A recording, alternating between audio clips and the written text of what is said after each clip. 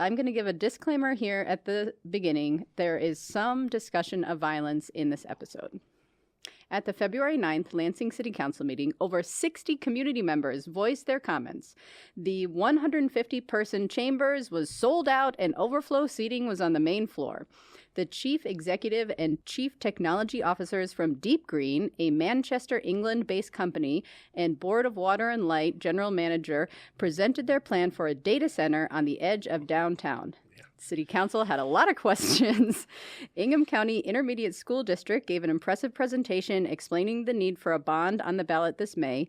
3 city construction projects are on track, and the City Council approved a closed-door settlement in the case of a man killed by Lansing police officers in jail in 2020.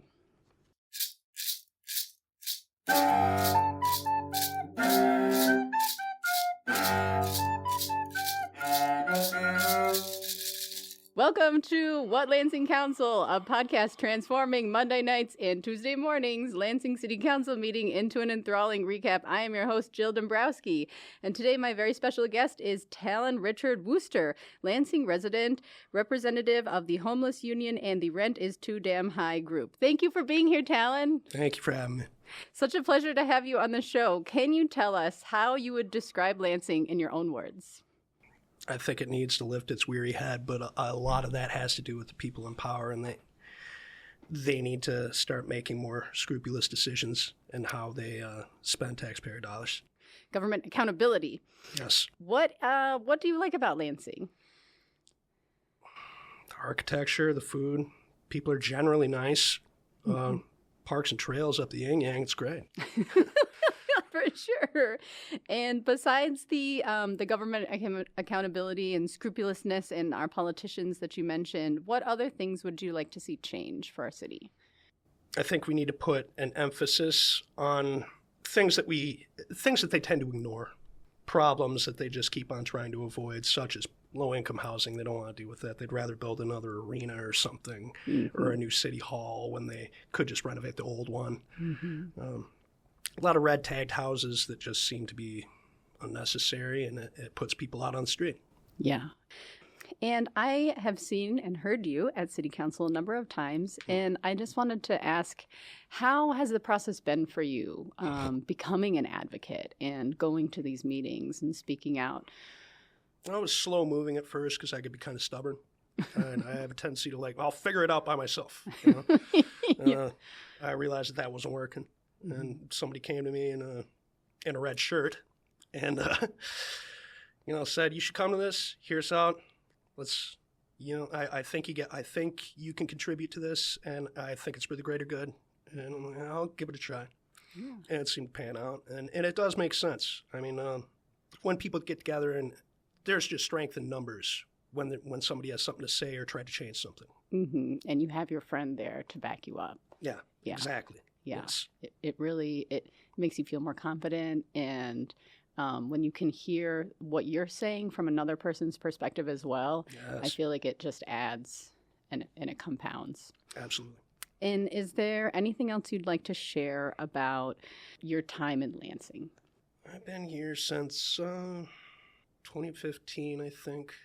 The better part of the last 13 years, I was doing pretty well. I got myself into the security industry, fell backwards in the job, and it turns out it made me look like a duck in water. So stuck with it, right? Nice. And then the COVID thing happened, and I realized it was a liberal hoax. It was a liberal hoax. It'll all go away one day. But it didn't. Yeah. And it led me to a false sense of prosperity, because when all your stuff's closed, who's going to watch it? This guy. Mm-hmm. And then when a civil rights action happens and we're in a state of civil unrest, money starts getting good. Mm-hmm. But that's a false sense of security, because everything else, I didn't realize the prices were going up on everything else. Yeah. My rent's getting hiked, and I didn't even realize it. Yeah. A gallon of milk's a couple bucks more, things like that. So all that money that I was making, I'm spending rather less than conservatively. Yeah. Mm-hmm. And that ultimately led to, being on the street for a bit.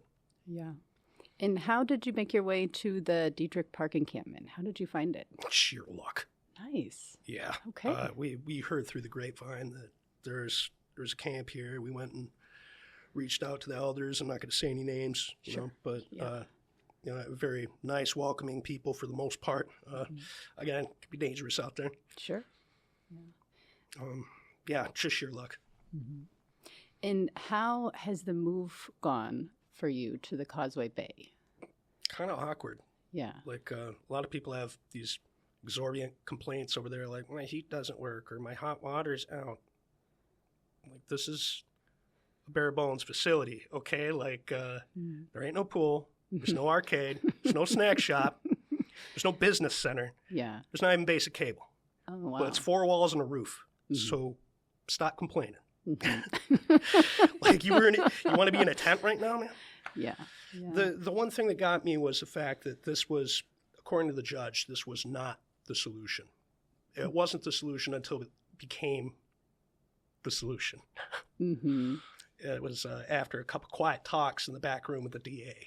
Yeah. We didn't get to speak on our behalf. I feel like we were denied due process. But know what we're supposed to do after the voucher's done. Probably find another place. And this isn't enough time to actually get yourself together. Sure. It's not. I mean, finding a proper employment again. Mm-hmm. Finding a place to live that isn't ridden with bed bugs or red tagged or something. Mm-hmm. Yeah, I'm not doing that again. Got hospitalized over that. Oh my gosh. Yeah. That's horrifying. Mm-hmm. And the shelters are just as bad. It's not an option. But the other option is to find a place to stay and probably get harangued by the police on a daily basis because they're trying to press a bill in East Lansing right now to essentially make it illegal to be homeless. Yeah. It's terrifying. Yeah. And is there something like that already on the books in Lansing? I wasn't sure if they were working on it or if it actually went through. Okay. Yeah. We'll see how it goes for those East Lansing folks. I mean. Yeah. I don't know. Yeah. Okay. Are you ready to get into the details of the meeting? Let's do it. Let's do it. So this is the February 9th Committee of the Whole we're going to talk about first, and then the regular meeting. So present at the meeting are our counselors. We have Ryan Cost representing the 1st Ward, Dianera Navarez-Martinez of the 2nd Ward, Adam Hussein of the 3rd Ward, Peter Spatafor, the Council President of the 4th Ward. Our at-large members are Tamara Carter, Jeremy Garza, Clara Martinez, and Council Vice President Trini Pelivanoglu. Also present at the meeting, we have Greg Venker, the City Attorney, Sherry Boak, the Recording Secretary, and Christopher Mumby, the Deputy Mayor. First up, we have a board appointment to the Board of Review, Mr. Kim Butcher. And the Board of Review hears and makes decisions related to property valuation and assessment appeals in accordance with state law and or city ordinance. So this person, Mr. Butcher, said, I am a resident and taxpayer, and I heard there was a need for a new person on this board. And so here I am. Okay. Just taking applications. That's right. Councilmember Hussein says, yes, but your application is for 2021. So is all this up to date? And what you been up to for the last 5 years? So Mr. Butcher is like, yeah, all up to date, retired, just hanging out here, waiting to be on this board. So right. They're like, great, just approved. biding my time. Yes. And they just let him in? Yep. Wow.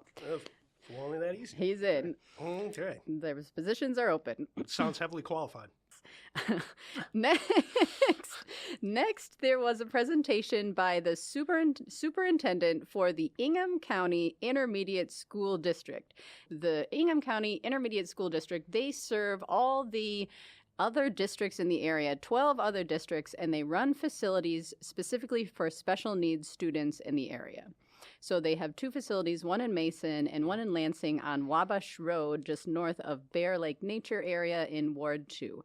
So the superintendent is giving a history of the founder of the facility in Lansing called the Beekman Center. And he's saying that Marvin E. Beekman, who built this school in 1968, as he built this school, and it was the first in the nation for special needs kids. way before any Americans with Disabilities Acts legislation making it so that every kid would have an opportunity to go to a school like this. This was the first school, which I didn't know. And Mr. Beekman, so much, you know. Mr. Beekman went on to lead educational departments at the state and federal level.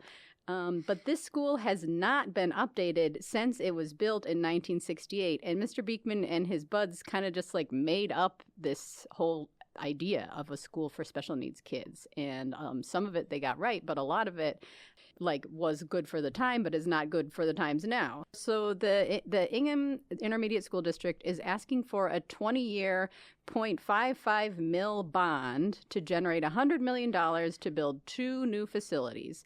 And that works out to about $27 per year for people living in homes valued at $100,000 and more money for people who live in more valuable homes to pay for this. Yeah, I don't think they're going to like that. just going on a whim here. Yeah. You don't think this is going to pass the voters? Not the more influential ones. Mm-hmm. No. Yeah. I don't think that people don't want to shell out for people less fortunate than them anymore. Yeah. I mean, that used to be a thing. Mm-hmm. Unless you back them in a corner and point out the fact that maybe you have a little bit more and maybe you could give a little bit more. Mm-hmm. Mm-hmm. I mean, not everybody has the privilege that you have. I mean, when I leave here, I'm going back to a hotel room without heat. I'm not going back to my 4-bedroom house with the 2-car garage. I'm not doing that. Yeah. That's not how that works. Mm-hmm. So, and income inequality, lack of education in the educational system is why I think democracy kind of failed. We all get the same amount of education, but the quality of education isn't there. And some people need different standards of education in order to thrive. For sure.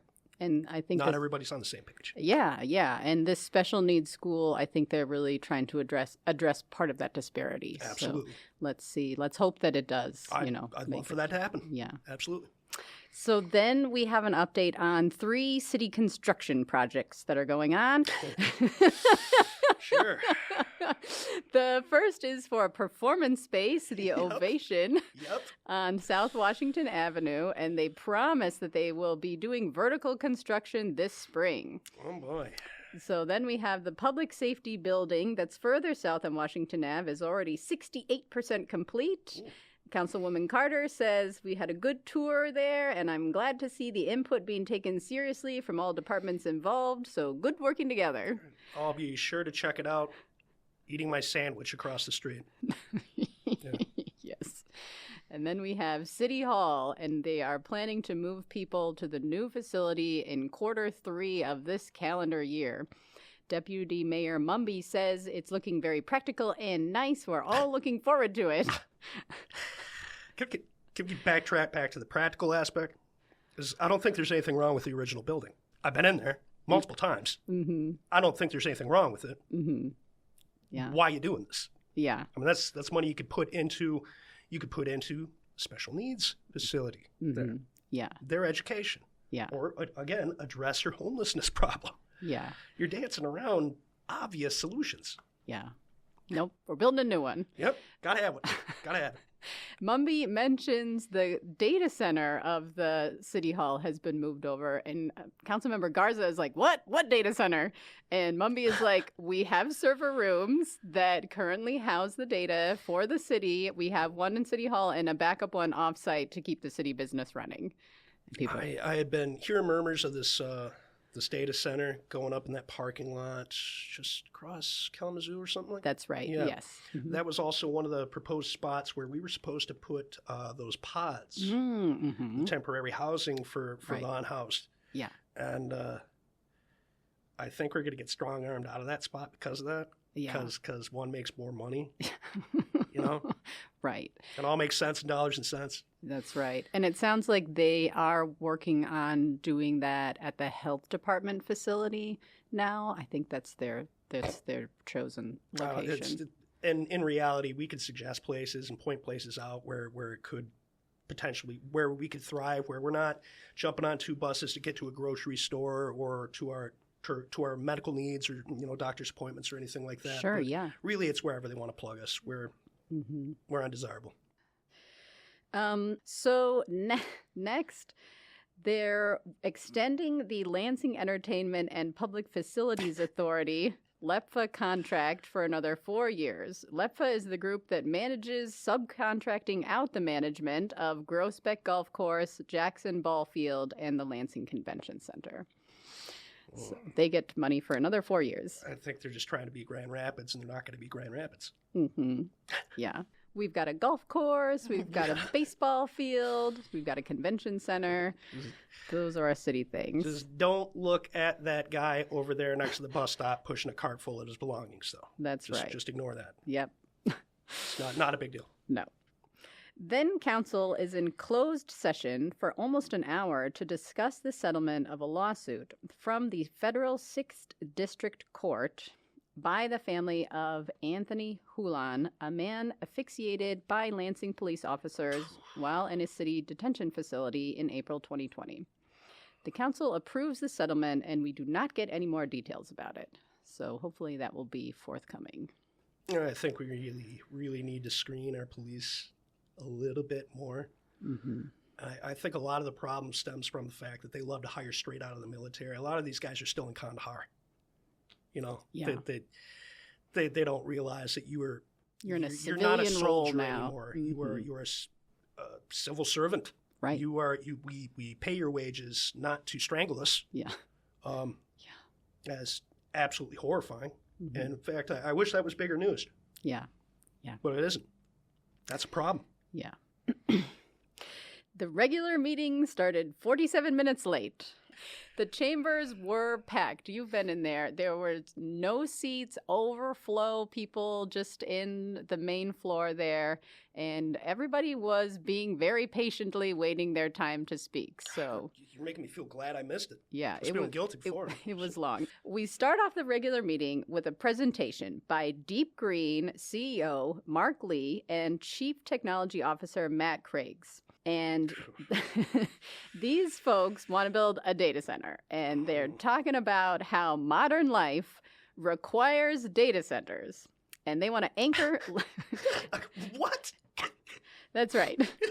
Us modern folks, we need the data centers, and they are going to do it for us here. They're going to anchor Lansing's economy and bring positive impacts to Lansing.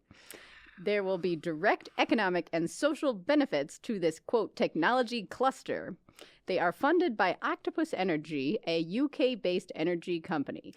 They will be building this project to, quote, UK environmental standards. So trust us to build a data center the right way. We're doing heat capture and closed-loop glycol cooling systems, and it's not going to be like those other hyperscale projects that are cropping up. We're going to use the same amount of water as the Wendy's just across Kalamazoo from the proposed site. The Board of Water and Light Public Utility is the ideal partner for us with their existing hot water or steam line. I'm a little fuzzy there. No, it just sounds like he's trying to sell me a bridge in New York. Oh yeah, this was a very well honed sales pitch. They will employ local union laborers to build and engage the community on the aesthetics. There'll be murals. They won't raise utility rates. They're not asking for discounts on city taxes, and they will have regionally based clients. So they are going to pay $1.4 million for the property, and they will be paying $870,000 annually in property tax and $1 million annually to BWL. I don't know why I'm paying anybody to mine my data. I don't think it's beneficial to anybody but somebody who's trying to sell me something or trying to exploit me in some way, shape, or form. It seems... Again, we're back to the dollars and cents thing. I know they're going to take it. It's going to go through. They'll do it. Yeah. And money, money, money. Yep. So, to their credit, council does have a lot of questions. All right. Okay.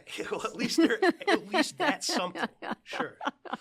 So first up, we have Councilmember Navarez Martinez, and she says, I want to see your articles of incorporation, bylaws, board of directors, financial solvency and backing, energy consumption study, and environmental impact study. You don't own this property, and the city ordinance makes it clear that you have to own a property before you can rezone it. And they're like, well, the city told us to do it this way. And she is like, who from the city told you that? And they're like, we'll get back to you. Great. And she's like, I don't like that you will be paying a third of the energy rates that residents pay. I have real concerns about the way this process is unfolding. That's fair. Well, and you're a foreign entity. You're coming from the United Kingdom, right? That's right. Okay. Right. No, Yeah. see, all right. I get that you're a guest in this country in that sense, but you should be living to our standards and paying the same exact rates. Yeah.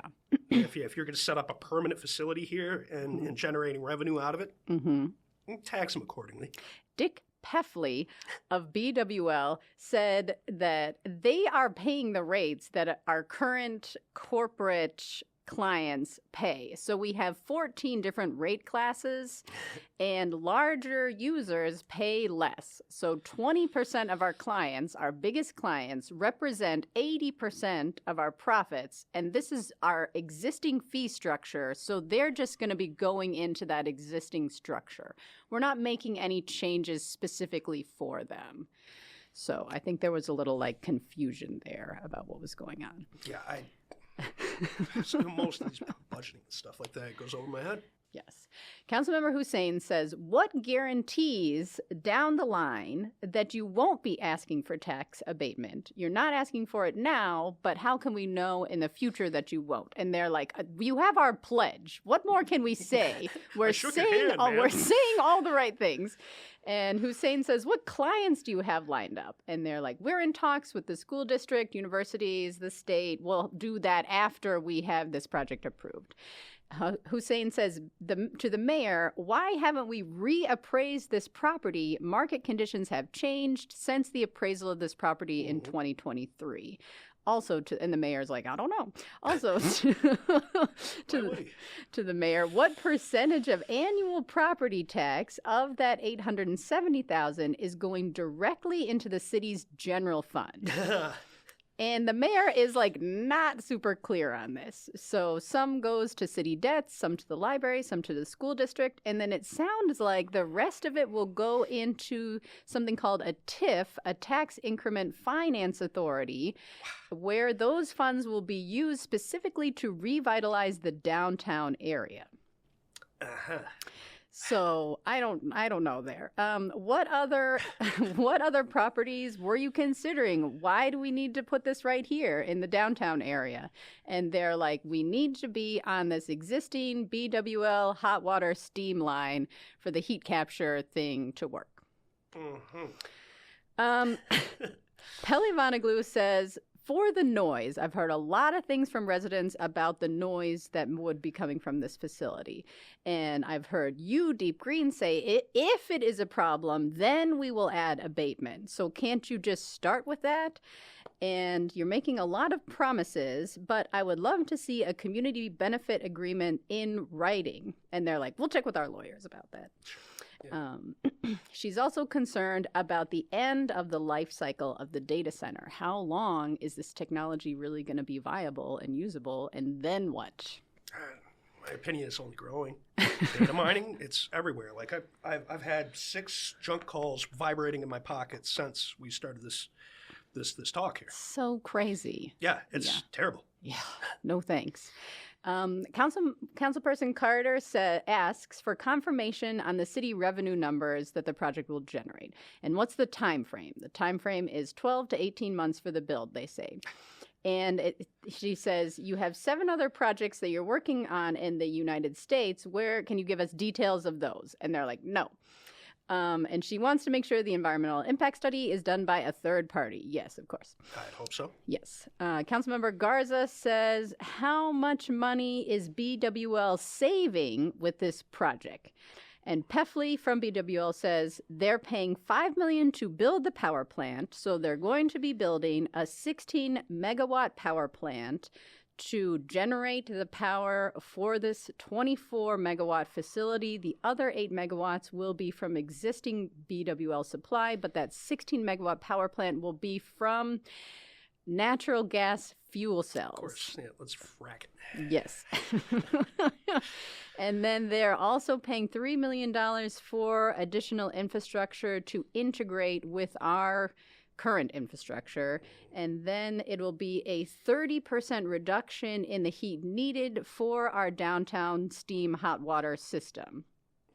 And so we heard a little bit about the noise, and Garza is like, okay, they said they won't go above 50 decibels, and Garza says that a lawnmower makes 75 decibels worth of noise. So, noise aside, I would take the whole promise with a grain of salt. I campaigned. I used to canvass years ago, and one of the happier points was the clean energy bill, 30 by 30, 30% by 2030, yeah. And certain politicians that flew helicopters in a war kind of just decided that wasn't a good idea. So what is promised right now is not necessarily what is going to happen tomorrow. Mm-hmm. They can backtrack on this at any given point in time. They have in the past, and they will again. Yeah. Those. There was some talk about the clean energy and the renewable energy goals that their BWL is trying to get to, but could be rolled back at any point, like you say. So the natural gas fuel cells. There's no current natural gas fuel cell power plant like the one they're proposing in Michigan. So they don't know if that will be classified as clean energy or not, because it is using, like you say, a non-renewable energy source. So there's money in that, and it's easy. Yeah. Councilmember Cost says we have no legal guarantees or ways to hold them to any of this community benefit agreement idea. And Attorney Venker is like, well, that's not entirely true. We could put some stuff into the BWL operating agreement with them. So there is a little bit of a way to hold them accountable. A little bit of wiggle room to make sure that they're okay. And Cost asks, have you reached out directly to the people who are living in the neighborhood now where that project will be going in? Probably not. No. Cost says our environmental standards here in Michigan and the United States are lower compared to Europe. And how are we going to make sure that you say you're going to be holding yourself to the UK standards, but, what guarantees do we have? We're the third world. We can get away with it. And you're run by this Octopus energy group, and how much of their energy is gas powered? And they're like, well, we don't know. Of course they don't. Councilmember Martinez says, what's going to be the ongoing community partnership with Deep Green? And Deep Green says, we are creating this technology cluster that will be a bridge to academia. In the UK, our project in Manchester, where we have this pool that we heat, we have taught tens of Muslim women how to swim. So relevance? I think that they were showing what a great community partner they have been on their past projects. Next question is, how will you be uplifting the youth and the children of our community? And they say, well, maybe we'll put in an exhibit at Impression 5 Science Center. And they also say one of our UK data centers is next to a girls' school, and we uplift them by not running the backup generator during the times that their exams are scheduled. Well, how compassionate. I know. Yeah. Mr. Peffley of BWL says a few more things. He says, look, we are going to be getting the equivalent of 12,000 households worth of money paid for utilities a year from these folks. That's a lot of money that we're going to be getting. And they are paying 3 times what they need to build this, quote, clean fuel cell power plant. They don't have to do a clean fuel cell power plant. They could just be doing something easier. So that's something. Spatafor, no questions. So that's it for the questions. So my favorite part of the meeting, as I mentioned out in the hall, it was boiling hot in there. All of us were just sitting through this discussion, which is great. Everybody's just sweating bullets, just waiting for this to be over. We are getting so sweaty. People are taking off their suit coats. People have fans, and Spatafor, Swope, and Venker, they all remove their jackets. And they all have these light blue button-ups. And I'm like, oh, perhaps a nod to the blue-collar workers in the audience. Spatafor is like, we've made a request to get the heat turned down, and like 20 minutes later, a security officer comes in and like turns down the thermostat. It's like nobody else could have done that. Like, it's right simple. there. Yeah. Again, I worked 13 years in the security industry. You got to wear a lot of hats, and when it comes down to it, you got to know half of what the maintenance guy knows. You don't have to replace air filters or anything like that. You might have to help him move some furniture or something every once in a while, or like but you're the one in the building. Yeah, so. but you might have to have special permission to go and mess with the thermostat. You got to call 2 or 3 different people to figure that out. All right. Yeah, or else you can get in trouble. Yeah, that's fair. He's just doing his job. He's probably working $15 an hour. I get it. Yeah, He knows that. He did a great job. Yeah. It did get cooler. It did get cooler in there after he turned the knob. So thank you. Next, public comment. All right. Oh, man. Here we go. So I'm going to start with the people who are for this project. And those folks are former and current BWL workers, community business leaders, and union reps and workers and community members. So they are saying this is the way of the future.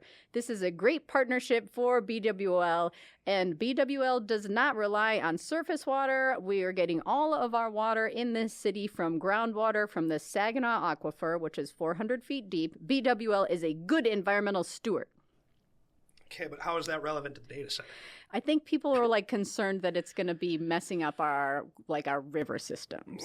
So they're making that clear about the groundwater. So that was something. Okay. So the union folks are here, union reps, union workers, project engineers, and they're saying temporary jobs are important and needed. We can't be turning up our nose at jobs. This company in particular is being incredibly transparent, more transparent than we've seen any other company trying to build stuff being.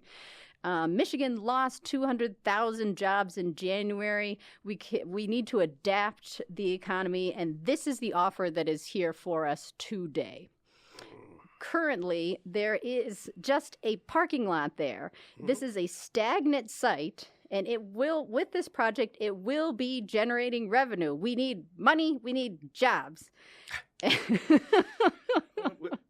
Without turning our nose up to new jobs, I mean, like, you turn your nose up to the unhoused. Again, that is a place that we proposed be a good spot for those pods. Great spot for those pods, but there's no revenue. I mean, well, I guess there is. You're gonna have to hire people to maintain this facility. Yeah, they're going to be paying almost $1 million annually to run the facility, they've said. That's what I hear. We specifically really like that spot. Really? Centralized, in the middle of everything. Not all these people have cars. In fact, 99% of us don't. Yeah. But we're back to dollars and cents. Yeah. That's where that facility's got to go. Yeah.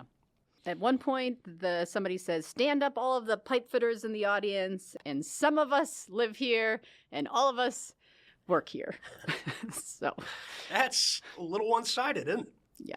So some community members who are in favor of this project say you are being Luddites if you oppose this progress. So that's like people who don't want technology. Right. You're holding us all back. We need to attract emerging industries. This is proven technology that has been used elsewhere. We're not going to be the guinea pigs, and there is no zero waste progress. We are also environmentalists, but we are also realists. If your emerging industry is being really invasive about people's buying habits, their emotional state, their physicality, what kind of medications they use, then you need a new industry. That's wrong. Yeah. So here we are for the opposed. All right, ready for the next side? Oh, let's have it. We cannot trust Deep Green or BWL to be honest with us. They are just giving us a lot of greenwashing. The hot water line that they're going to be tying into with BWL will not be ready for another 15 years. So be skeptical. Yeah, it's not all adding up here. No. There's no such thing as a, quote, sustainable data center. This fuel cell power plant will have huge carbon dioxide emissions that were not discussed. The water use by the power plant was not discussed. Glycol is toxic. The electromagnetic field does have health repercussions. Energy use will be equivalent to 20,000 homes, and that is the gap we have in the housing needs. Let's put that energy towards homes. The details of the refrigeration is unclear. That's coming from a commercial refrigerant construction expert. And there were critiques on the Octopus Energy Company at large. They have bad reviews and a lot of gas holdings. For the noise, no industrial noise ordinance is on the books in Lansing to hold them to any sort of accountability. No one is asking for a noise ordinance, though. I feel like that's an ask. I think that's also why they wanted to put that data center right there, too, is because it's between businesses and office buildings, things like that, not necessarily a dense residential area. That is true, yeah. But still. Yeah. And then, who is this for? This is for corporate profits over people. Yes. There is a quote from the famous environmentalist Edward Abbey: "Growth for the sake of growth is the philosophy of a cancer cell." That's well said. The profits from this project will be leaving the area to go to the UK. Right. This is not a question of a few details or labor versus environmentalists. This is about our fundamental values. Folks speaking in favor here will be personally profiting. Garza, you should recuse yourself from this vote because he represents the pipefitters union. This is not a social or cultural addition to our town.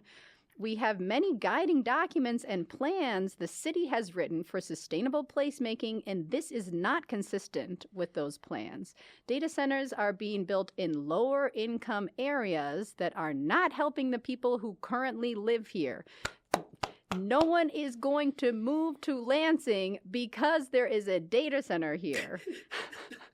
How about not in downtown? We're undercutting the momentum we are seeing in that area. Other projects are coming to that area and lifting it up, and this is not going to be part of that helpfulness. There's got to be a better project out there for our trade folks to be working on. There's so many folks here, and this is amazing. It's great to see everybody here. But what could we be doing instead with all this time to work together?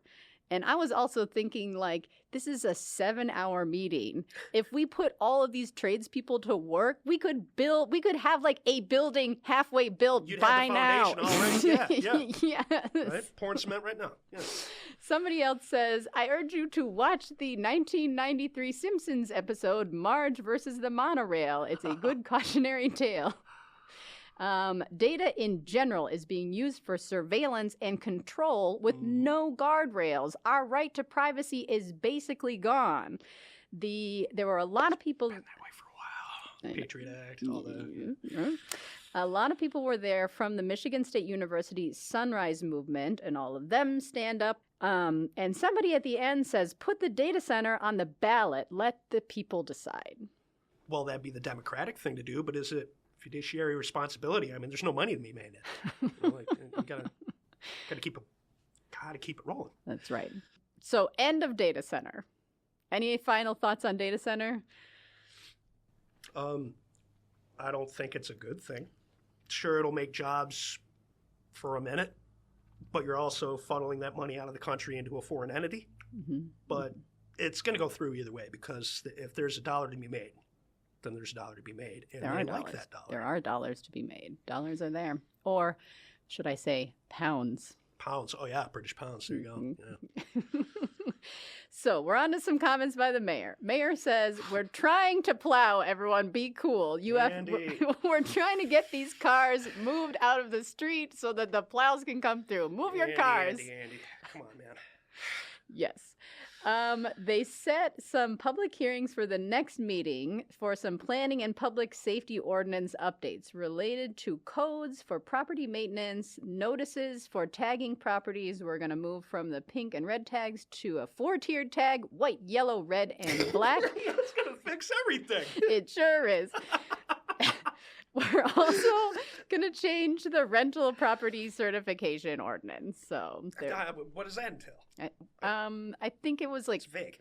yeah, sorry, and that's me just kind of glossing over things. But it's like the timing on when properties will be looked at, like how many years they go through before they get like recertified. Oh, so they give them leeway to get themselves together before they can come by and. Yeah. Okay. Yeah. So it's kind of like an overhaul of those ordinances, I think, is what's going on there. Okay. Again, that doesn't seem like a solution. So next, they're rezoning one property on West Mount Hope so that a multifamily unit can be built. So they're going from single family to multifamily. And then on a property south of Reotown, they want to absorb a small parcel where zoning prohibits any buildings to be built into a current commercial facility so they can build a new parking lot. Well, if it's one thing we need, it's more parking lots. That's right. Yeah. Gotta have housing for our cars. Yeah. House those cars. Yeah. General issues and public comment. So here we go. Last bit of the meeting. One elder reminds us that immigrant families are living in fear. Parents are afraid to send their kids to school, and adults are afraid to go to work because ICE agents are taking people from schools and their jobs. Do not help ICE. Thank you to organizations in the city who are providing aid, specifically Cristo Rey Church and St. Vincent's. Someone else says, unhoused people are also in danger from ICE. They can be losing their ID cards, and when they are detained by the police or ICE, they have their life-saving medical equipment taken from them. This has happened to me. This is what that person says. That's terrible. Yeah. Someone else says, folks at the Causeway Bay Hotel are being subjected to arbitrary rules that they cannot have visitors. This is true. What's going on with that? Well, I think the conditions of the hotel are less than desirable for a lot of people's standards. I myself am not complaining. I'm happy to have 4 walls and a roof. I'm all right with that. Me and John we're more than content. But, say for example, my mother was in town and she just wanted to come by and hang out for a bit. She's not even allowed in the lobby if she's not a guest anymore. What? Yeah, no press allowed on the property either. Interesting. Yeah, and they don't want you to see the fact that the place has seen better days. Huh. Yeah. And the reason why we got put up there, it's not because they had room, it's because they were the lowest bidder. Yikes. All right. But I understand why people have problems with that. Yeah. But a lot of it took a dozen or so people to have them implement these things, though, too. This didn't just come out of nowhere. Sure. It just takes a few people to ruin it for everybody else. Yeah, I'm sorry. It is what it is. Then there was an elder who had health concerns from the current Reotown power plant and noxious gases coming out of there and causing him to have to go to emergency services. Another elder says, my home is being invaded by noise and fumes from trucking operations on the neighboring property. Please help me. And this person has been to a few meetings, and it sounds simply awful. Like semis are parked right next to his house and just idling, and it's super loud, like vibrating his house, and the fumes are coming in, and like he can't do anything about it. Well, he really can't. I mean, unless it was like a larger building with more affluent people living in it, nothing's going to happen. You got it. That's unfortunate. Last commenter of the night says there is a lot of sexism and racism against Black women. We saw a video capturing police violence towards a Black woman at the CATA station. At the last meeting, Khadijah Erickson was speaking up. You constantly are mispronouncing her name and just being terrible to her. So I believe it. Well, she knows how to poke the bear sometimes, though, too. She's definitely made some enemies there, here and there. But I love Khadijah. She's a great person, and she really does her best. Yeah, I think her heart and her mind is in the right place. But yeah, you're gonna step on some feet if you want to get something done like that. Like you're gonna make some people upset. Yeah. Yeah. But that's just blatant disrespect. Yeah. I mean, you should be looking at that person and in your position, give them the decency to pronounce the name right. Yeah. That's just human right. Mm-hmm. Yep. Happy February. Yeah. Wait, it's Black History Month, isn't it? You got it. Yeah, almost forgot. Council President Spatafor says, wow, this was the longest meeting I've ever been to. 7 hours, practically an international flight. Best dressed, in my opinion. One of the commenters had a dark chocolate leather cowboy hat with embroidered roses and daisies with gold beads, voluptuous hoop earrings, and a black and lavender print dress with colorfully embellished hem. Okay. Honorable mentions go to a white knit deep bell-shaped hat that looked like a lily of the valley flower. Okay. Someone had a blue sweater with Nordic print collar. Ooh. Someone else had a deep plush textured sand-colored sweater with rainbow veins. Tasteful. It was interesting. Yeah. Some good outfits. It's up for the runway right there. That's right. That was the meeting. You can check out the Patreon for the podcast, where I make a bingo for each meeting, as well as issue maps of all the locations discussed during the meeting. And I want to thank Rhiannon for joining the Patreon since the last episode. Thank you for paying me to make this podcast. The Patreon is the only financial support that I have to create this. The next council meeting will be in 2 weeks on February 23rd, and our guest will be 1st Ward City Councilor Ryan Cost. Would you like to say anything, Talon? Shout-outs? Well, this evening we're having a meeting in Mason with commissioners about maybe extending our stay at the Causeway Bay Hotel. The Ingham County Commissioners? Yeah, because we had to extend this time. Yeah. We just got scooped up around Christmas as they demolished where we were living. Right. Lost basically everything off of that. Mm-hmm. And it's not enough time to get your ducks in a row. Mm-hmm. And it's pretty cold outside. Yeah. So we're hoping for the extension. It sounds good. Yeah. All right. And thank you so much for being here. Great to hear from you. Really appreciate all the work that you're doing out there. You're advocating. I'm trying. I have no idea what I'm doing. I'm You're getting out there. You're making a difference. going through the motions. 90% of it is showing up. That's right. Mm-hmm. Yeah. Thank you to the Public Media Center for letting us record with you. And thank you all for listening.